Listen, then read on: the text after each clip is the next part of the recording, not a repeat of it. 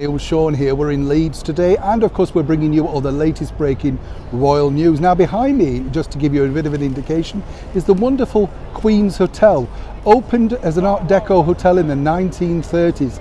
Every major star has stayed there, because with the big theatres here, where we have the City Varieties, we used to have the Leeds Empire, the Leeds Grand Theatre, plus so many more in fact. And then all the cinema visits that we had from people, including the likes of the brilliant Judy Garland, British sex bomb Diana Dawes, US sex symbol Jane Mansfield, they all stayed here at the Queen's Hotel. So many. And in fact, my first introduction to that hotel was, I was part of an audience member for Yorkshire Television. That's right, all those years ago, for the Jimmy Young programme. I found it so exciting, and it was that sort of particular entree into television that made me think, maybe I could have a go at this as a career.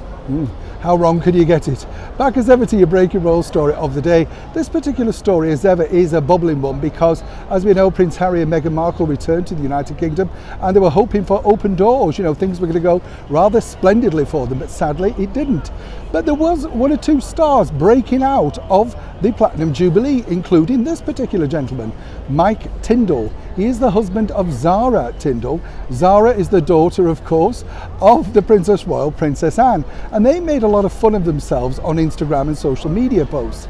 But now there's been a bit of a dramatic twist and turn regarding Mark's, well, shall we say, once close relationship with Prince Harry. Let me explain.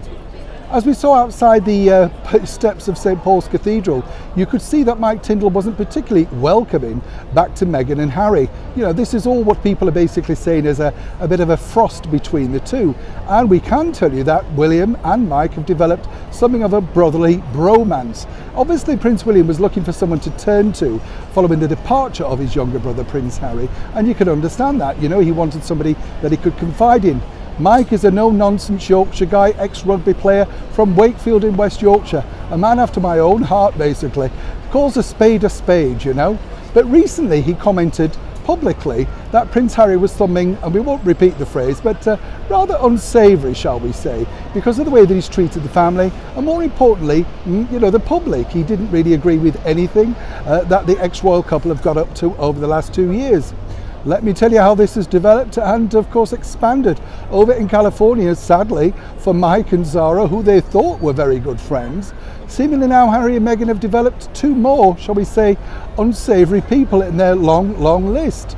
Now, it's interesting, isn't it? Because the reports were that Zara and Mike popped along for that ever so secret first birthday for Lilibet Diana out at Frogmore Cottage, the backyard picnic. And I'm sure they did, and it was all very graceful. But obviously when you go back to something like that, somebody like Mike, who, as I say, calls a spade, will have thought, I really don't agree with this. Now, a lot of people are saying he was wrong to speak out because his background isn't as clear-cut as possibly many people may think. That is the difference with the 21st royals. Mike himself isn't really connected to the royal family other than through marriage. He doesn't undertake any charity events or work on behalf of the monarchy. He's allowed to have his say. And as I say, he was very close to William and Harry for many years. But now clearly he's decided to take the side, and some say rightly so, of William, who has really struggled since the removal of his once close brother, Prince Harry. And this won't be the first outburst from Mike Tindall if you are Prince Harry and Meghan Markle. So whatever they're planning next, it does seem it's a bit of a tit for tat from a no-nonsense Yorkshireman who simply doesn't care. Neil Sean, Leeds, West Yorkshire.